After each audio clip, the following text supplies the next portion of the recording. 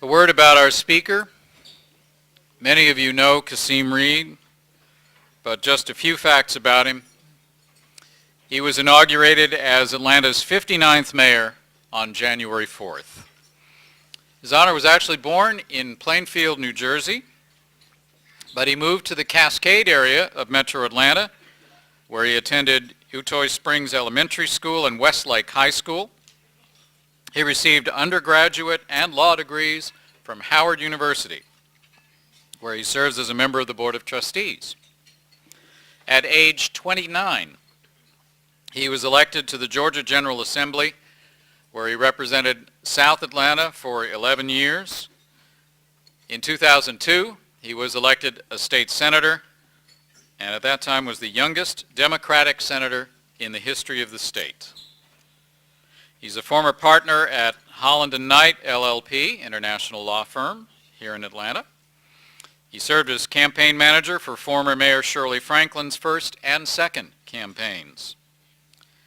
His mentors have been well-known political figures like Patrick Kennedy, John Lewis, and of course, Shirley Franklin. He's been nationally recognized in such publications as the Washington Post, the New York Times, Ebony, and Black Enterprise. And Georgia Trend recognized Kasim Reed as one of their 40 under 40 rising stars. It's an honor to have him address the Atlanta Press Club today. Please welcome Atlanta's new mayor, Kasim Reed.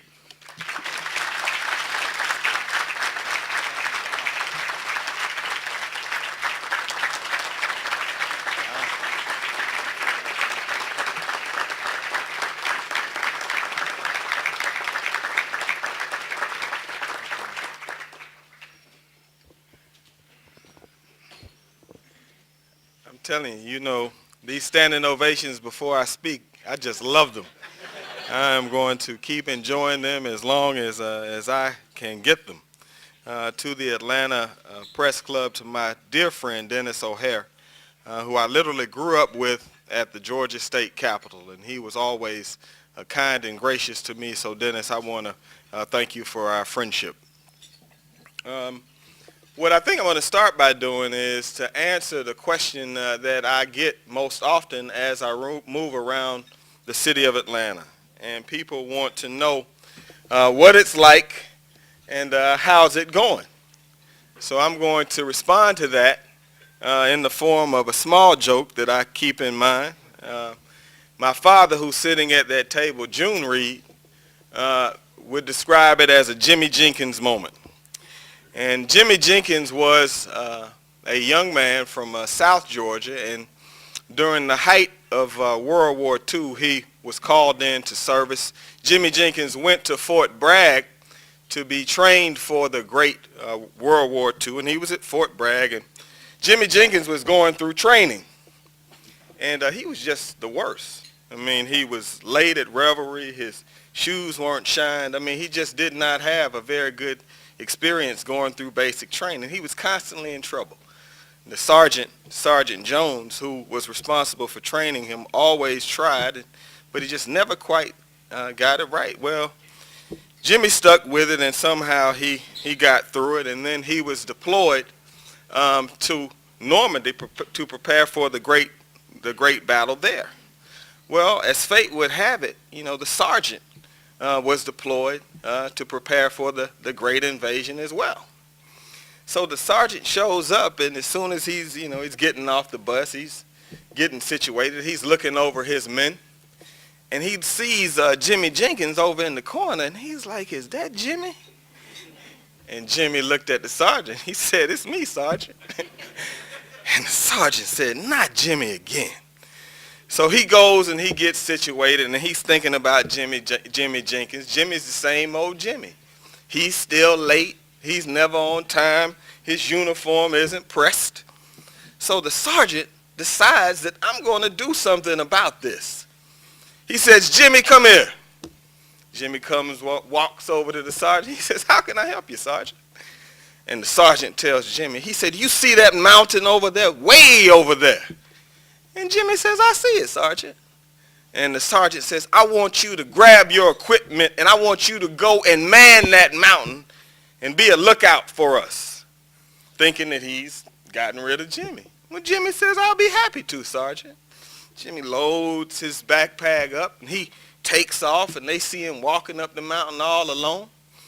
And he's over there, and he's getting comfortable. He's getting situated in his foxhole, and wouldn't you know it, there's an invasion coming up the mountain. So Jimmy looks out of his foxhole, and he sees a troop of men coming up at him. Well, Jimmy starts throwing grenades, and he gets his machine gun out, and he takes out this whole troop of people coming up. And the sergeant looks over, and he sees the mountain, and there's gunfire. So him being a sergeant, he grabs a group of people. They run over to the mountain to back up Jimmy. Well, Jimmy looks up, and he's fighting, and he's throwing grenades. And by the time the sergeant got there, Dennis, it was all taken care of. And so they looked over in the foxhole at little Jimmy. And Jimmy had a cigarette, and he was shaking, and he was smoking. And the sergeant looked down. He said, Jimmy? And Jimmy said, yes, Sergeant. He said, I didn't know you had it in you. I'm so proud of you. And Jimmy looked back at the sergeant. He said, Sergeant, things are a little different when you're in business for yourself.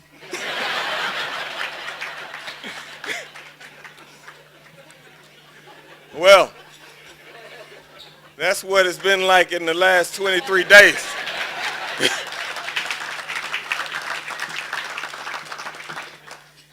So many things that I thought were going to be just fine. I think Cornel West said it at the ML King ceremony. You're running for mayor, and everybody's celebrating you and applauding you. And then he said they hand you the key to the city, and they said, guess what? We got no money. Seriously, though.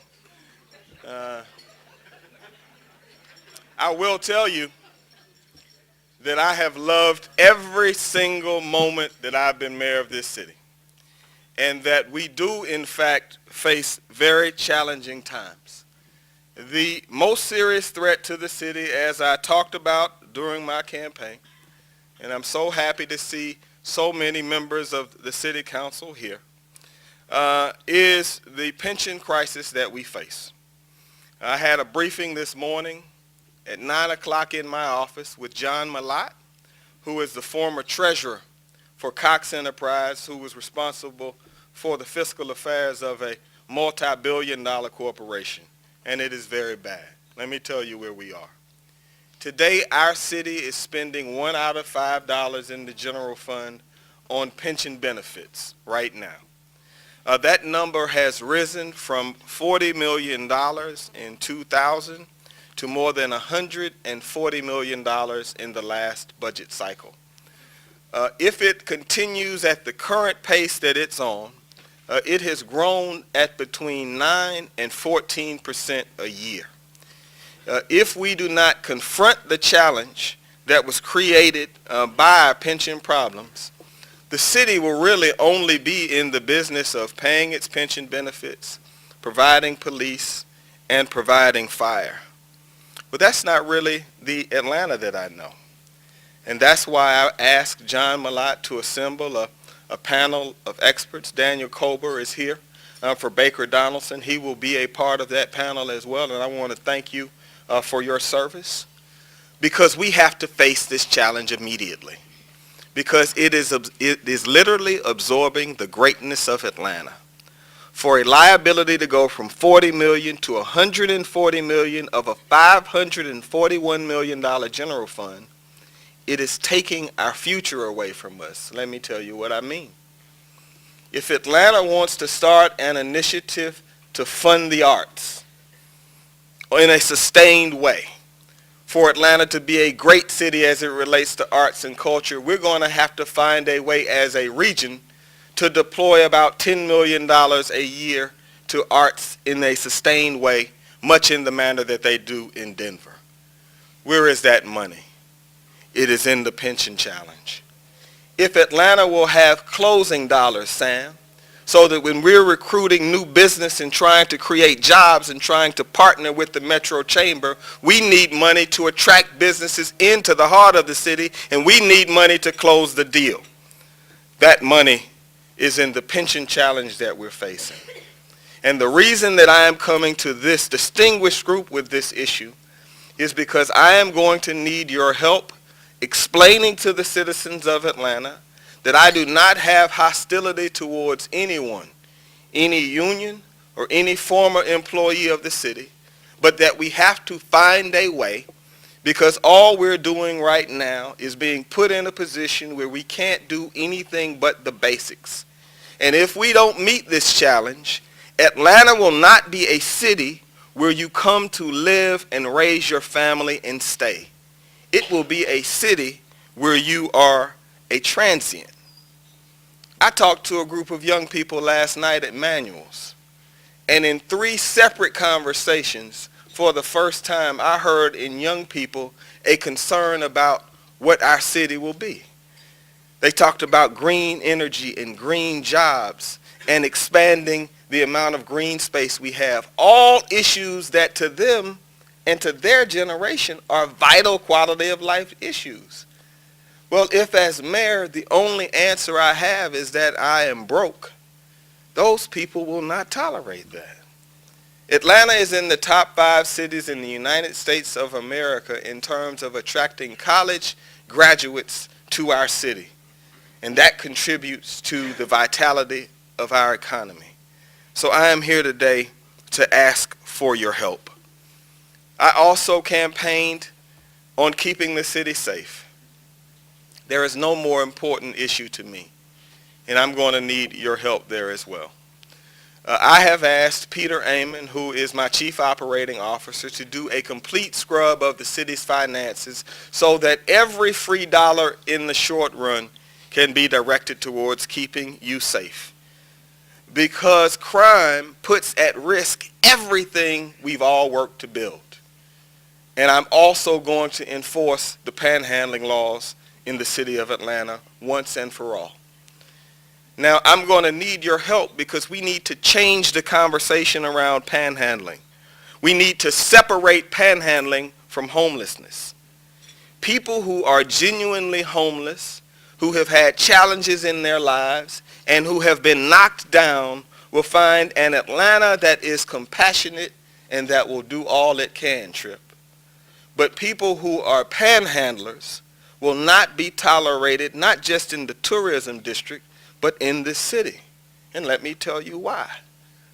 You know, Kwanzaa, whenever we start to do something progressive and actually deal with this challenge, many of our friends on the left call us heartless. But do you know the folks that they never talk about? They don't talk about the folks who make the beds in the hotels, the cooks in the kitchen, the hostess at the restaurant, the businesses that are placed in jeopardy because of panhandling.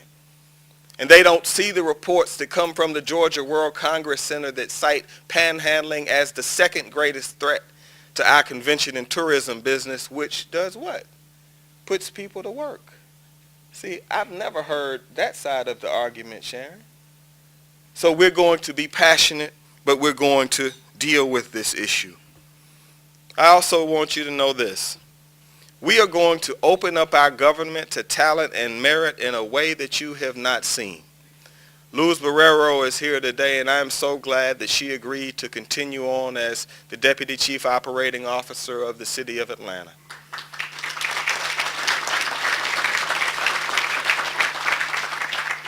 But we've got a lot of work to do. And that's why I asked Lawrence Ash and Lisa Borders to chair my transition team as partners and go out and recruit a world-class CFO, the best fire chief that we can possibly find, the best police chief that we can possibly find, and the best public works commissioner that we can possibly find. We're going to recruit 5 finalists.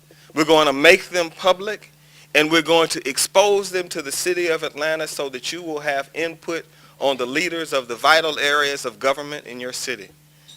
It is a new day in Atlanta. We need to merge the talent that we have with the passionate employees that we have at City Hall, and I need you to help me get this done.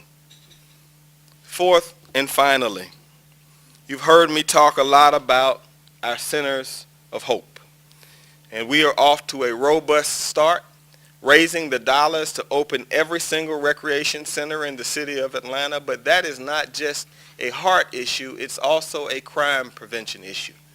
Because what you see and what our recent arrests show is that our criminals are getting younger and younger and younger, and I believe it's because they do not have other things to do in many instances.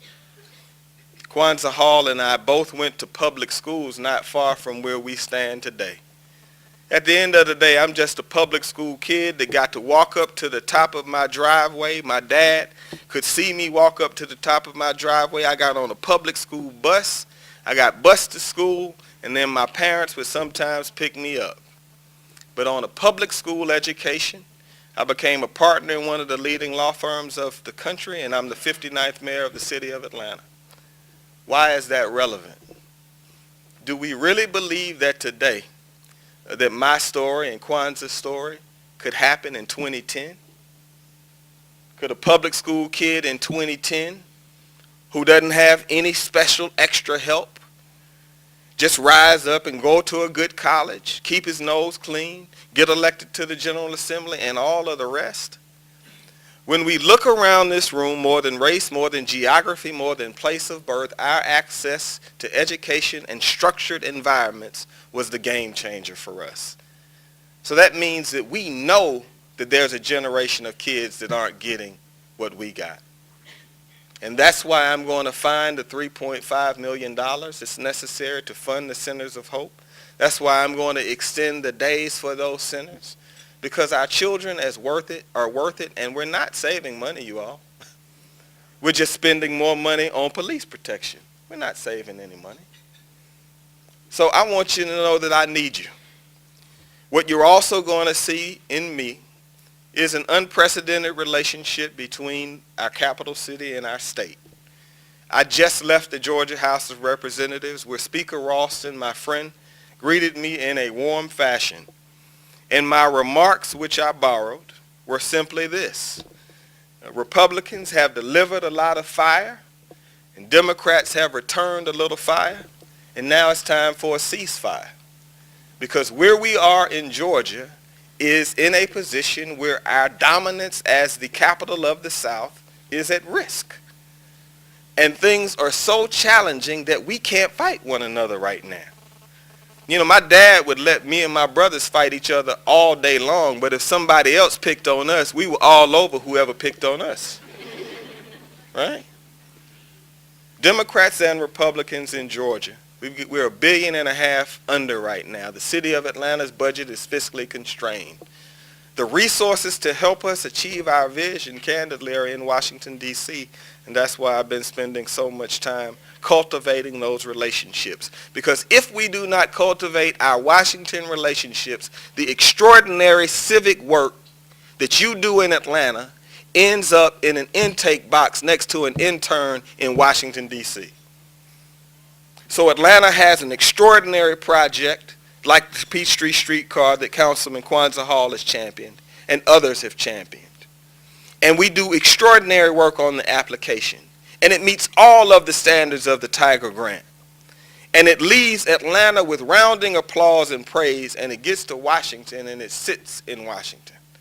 Because we have not been at the tip of the spear in terms of advocating that for the city that we love. Well, I'm going to change that as your mayor. Because that is where the resources are. So we have a lot to do. It's been a busy 24 days, but my confidence in this city and in its citizens is absolute, it is whole, and it is complete. Come with me. Our journey has just begun. Thank you.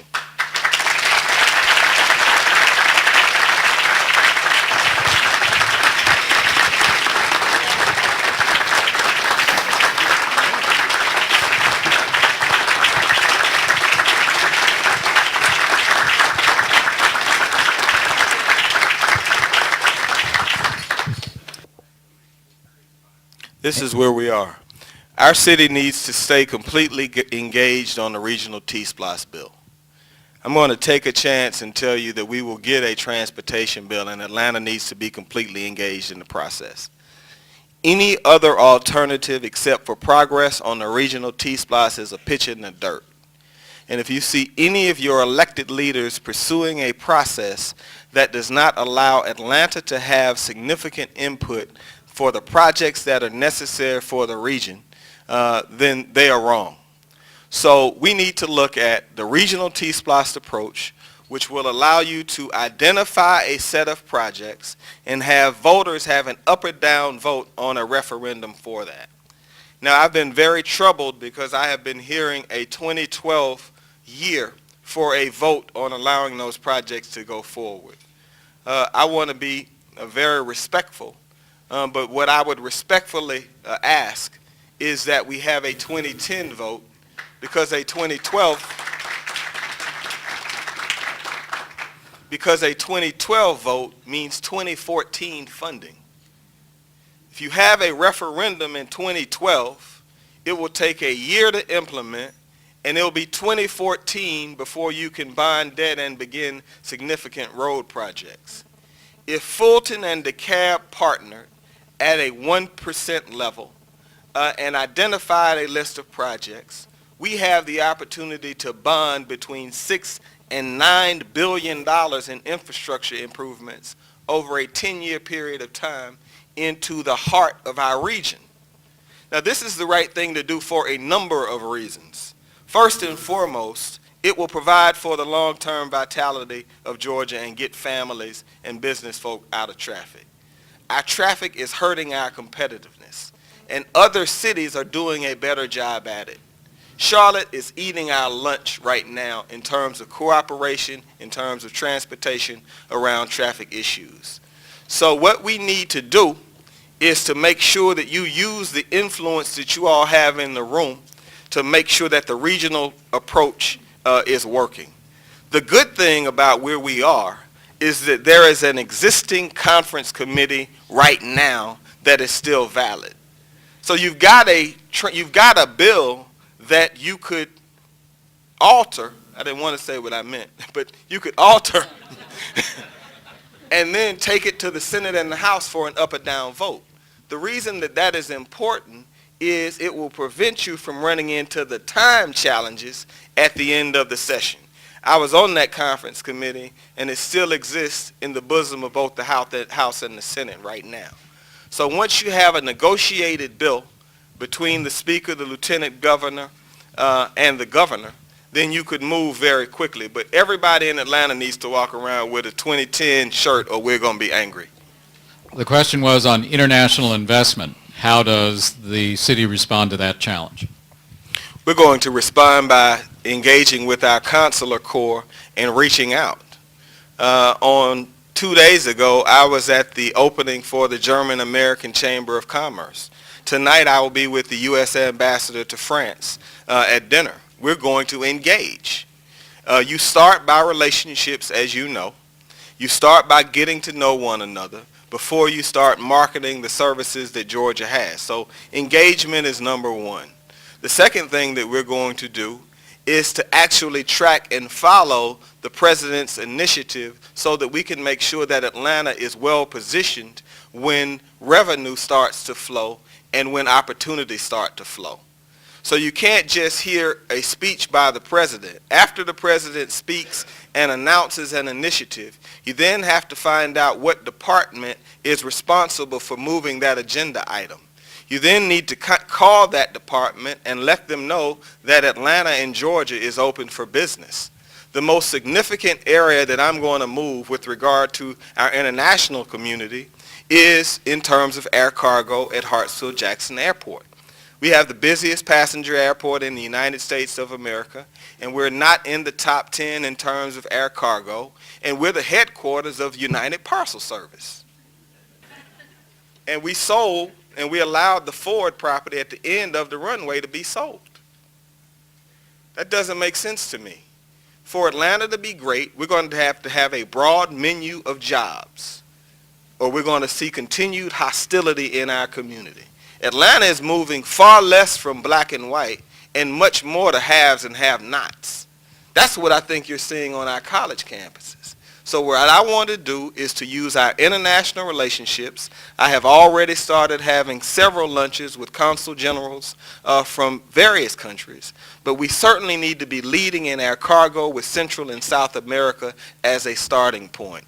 If Hartsfield-Jackson moved moved into the top 10 in terms of air cargo, we could create a variety of good paying jobs between 2,000 and 4,000 employees over 6 years. And that's going to help make Atlanta stronger. You would have blue collar jobs, hourly jobs, mid-level jobs, and white collar jobs. He's talking about private competition versus municipal employees.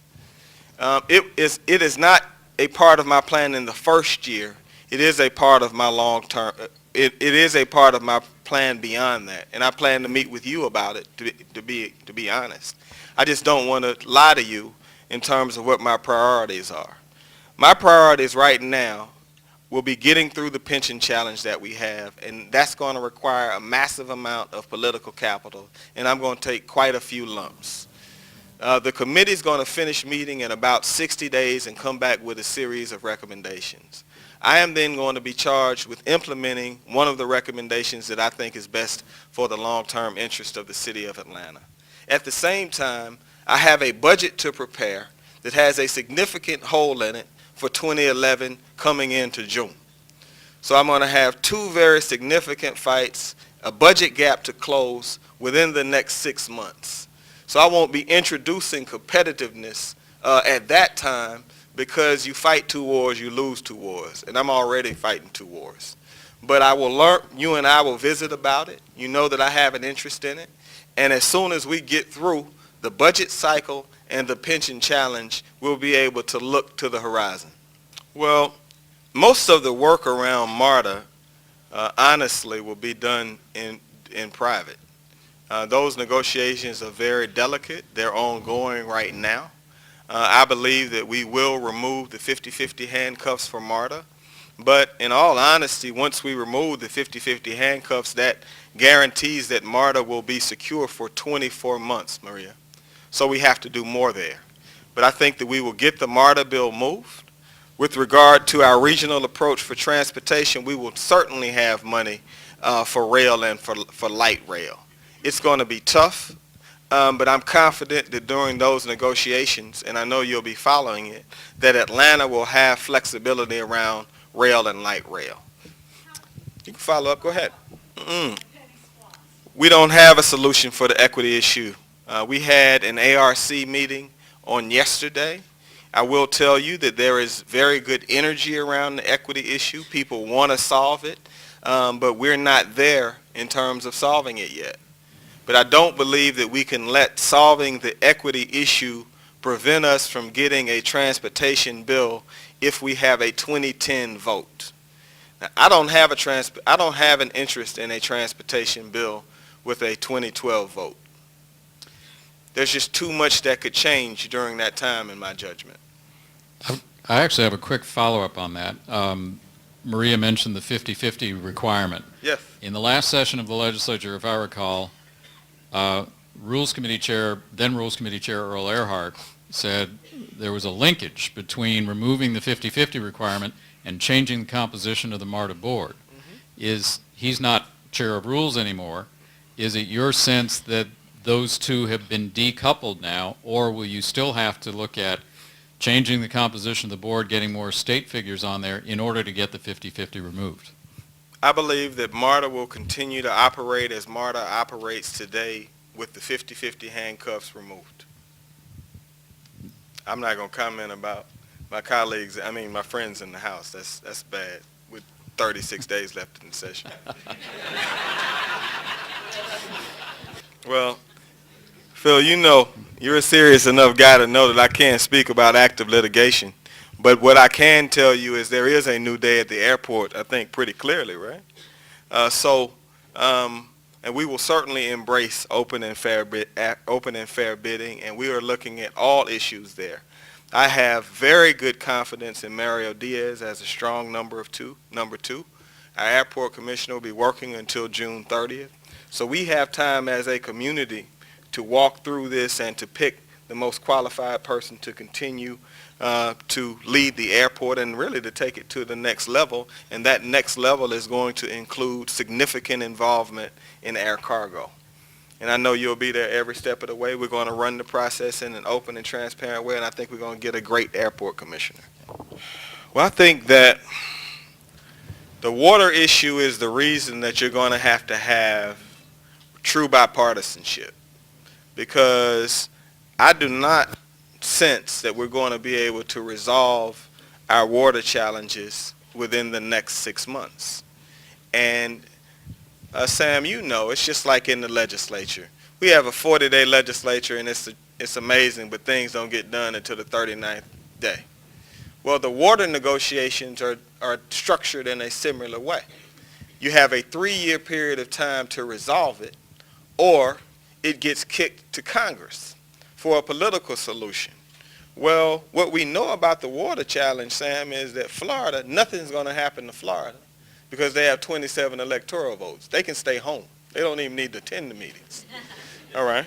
So that really means that the negotiation is going to occur between Georgia and Alabama, and we're going to need true bipartisanship that works at the state level and that works at the federal level to bring a solution. But in all honesty, unless we change the path that we're on, I don't think that we resolve that until later in the negotiations. That's just my sense of, I don't see the energy to get it done right now. And with regard to solutions, we are going to implement a number of conservation measures that we need to implement no matter what anyway, because we have massive leakage throughout the water system all over the state. And we're losing somewhere between 17 and 30% of our water in pipes. So that's something that we can take care of right now without federal intervention.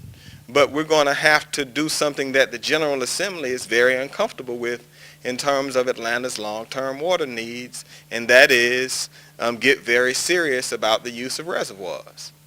And building reservoirs for Atlanta and Georgia's long-term water needs is going to be expensive, and it's going to stretch the comfort level that members at the legislature have with debt. With regard to pensions, the committee will finish their report around February 15th, February 30th at the latest. We're going to spend a significant amount of time and do a road show, so to speak, meeting with members of the press and citizens all over Atlanta, giving them the report. Because I think once you see what the facts are, I mean, you're really committing malpractice if we don't choose a different path. But I think you're going to have a substantial amount of education associated with it.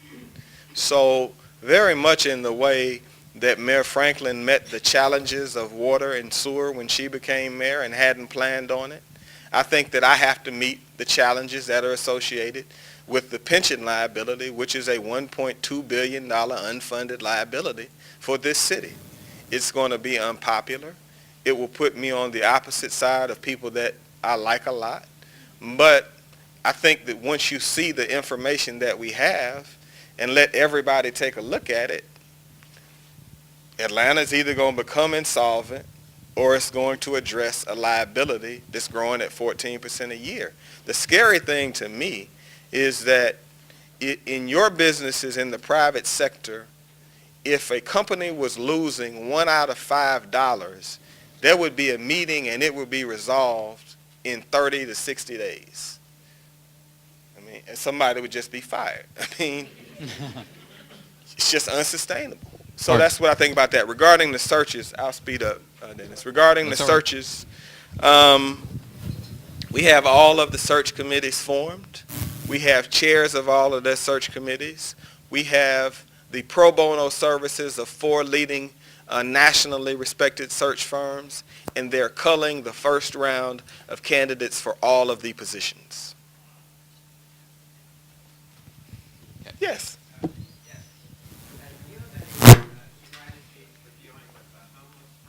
I do. My strategy for dealing with the homeless problem will be to work to pass supportive housing, which we have failed to do in the city of Atlanta. The model that I'm going to follow is Mayor Coleman's model in Columbus, Ohio. Columbus has probably done the best job that I've seen in terms of its implementation around supportive housing. Gateway is going to continue to be the center of action around that effort. But supportive housing really are extended care housing facilities for homeless people who are transitioning into the workforce. And in the building, they have access to health care, they have access to career counseling, and personal development. So Mayor Coleman and I are friends. He took a lot of lumps passing that legislation, so I'm going to try to do the same thing. It looks like I'm going to be taking a lot of lumps soon. Well, I think because there is more balance and there is mutual respect, there is also mutual need. The fact of the matter is that Barack Obama is going to be the president of the United States for the next 3 years, that the federal government is providing a substantial amount of aid. I'm a Democrat. I have very good relationships with the president's administration, and my friends on the other side of the aisle could benefit from that. At the same time, I could benefit from having some help with regard to meeting MARTA's challenges and with regard to meeting our transportation challenges. If you ask me, my personal priority is probably the same as everybody in this room. I want a transportation bill that allows us to identify road projects and solve them with a 2010 vote. If that happened during the legislative session, what that would do for Atlanta, I mean, you don't have to put Atlanta's name on it. I'm smart enough to know that, Atlanta's name isn't the best name to have on a piece of legislation at the Capitol. But what I do know is over a 10-year period, if Fulton and DeKalb County partner, that's about $6 billion of direct investment into the metro area, and I think I do okay in that deal. Our time is about up. Please thank Mayor Kasim Reed for Thank you his all. time. Thank you so much. Really appreciate it.